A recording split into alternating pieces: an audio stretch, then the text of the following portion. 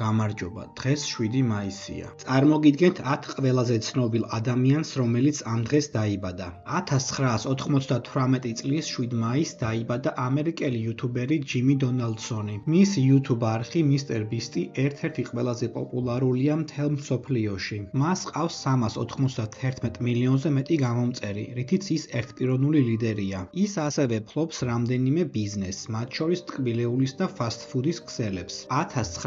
1999 წლის 7 მაისს დაიბადა ლივერპულის ნიდერლანდელი ფეხბურთელი კოდი გაკპო. 2004 წლის 7 მაისს დაიბადა ამერიკელი ჩოგბურთელი ეშლინ კრუგერი. 1985 წლის 7 მაისს დაიბადა კოლუმბიელი მომღერალი ჯეი ბალვინი. ის თანამშრომლობდა ისეთ ცნობილ ვარსკვლავებთან, როგორებიც არიან ბიონსე, ბედ ბანი, კარდი ბი და ფარელ ვილიამსი. 1998 წლის 7 მაისს დაიბადა ესპანელი ფეხბურთელი დანი ოლმო. 2024 წლიდან ის ბარსელონას ღირსებას იცავს.